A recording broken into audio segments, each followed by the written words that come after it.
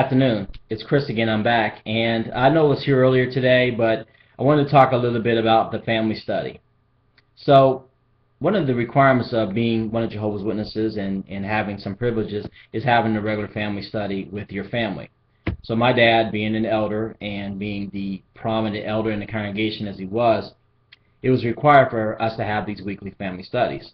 And just so you know, the family study was the most hated event that we had during our week. My mother didn't like it. I didn't like it. None of my brothers and sisters liked it. So we all knew when the family study was. At any given day during the week, it was always preset. We always managed to find ourselves either sick, on death's bed, out playing with our friends, around the corner, buried in really complicated homework, anything necessary, even including waterboarding and drowning to get away from the family study. So I remember this one particular situation where we were studying some material about how to be different from the world and blah, blah, blah, as if the world of kids around us were just so dangerous and hideous. And we were just studying this material in the Watchtower or Wake magazine, I don't remember.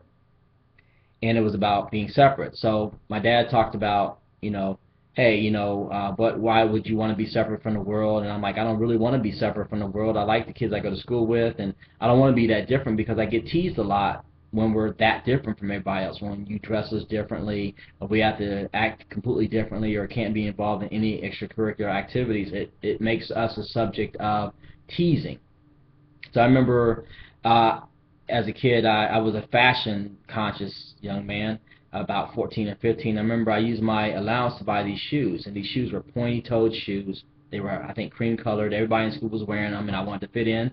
So I took my little hard-earned allowance of money from cutting yards, and I bought these shoes. I think I spent 30 bucks.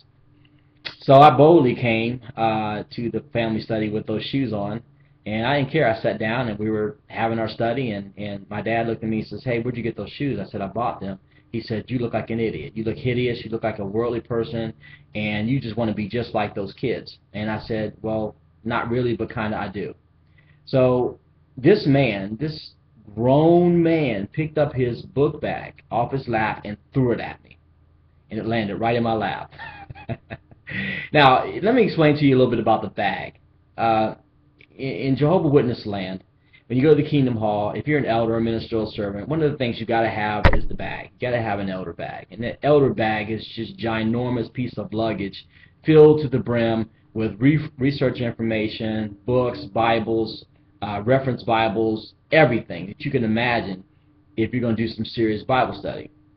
And so you see the elders walking into the Kingdom Halls, or maybe their kids lugging these enormous bags into the meeting. And actually, the bigger your bag, the prettier your bag, the larger your bag, the badder of the badder of an elder you were. In other words, you were a badass elder, a badass servant if you had the bigger bag.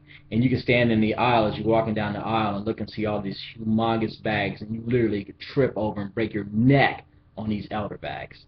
So this is what my dad threw at me, one of these ginormous bags filled with books. I thought to myself, wow, this is insane. All this over wearing a pair of shoes.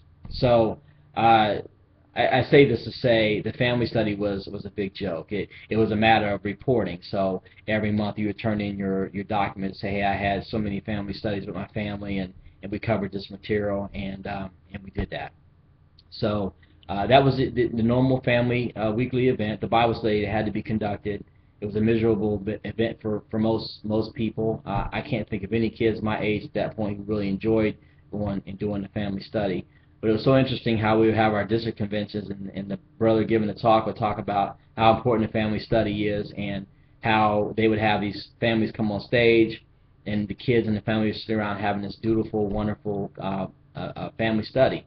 And I would look down at my dad, and I look down at my mom, and no one would look at us because we knew our family study was nothing like that. It was arguing, fighting, throwing things, and sometimes our family study would go for 3 or 4 hours at a time. And if I didn't have the right answer, or my sister didn't have the right answer, we weren't allowed to play, or we would have to go into our rooms for the rest of the evening until we come up with the right answer. It was the biggest joke I'd ever seen. So anyway, I have lots and lots of family study stories that are just hilarious, but I do want to keep these short. So I'm going to sign off here now, and I will see you next time.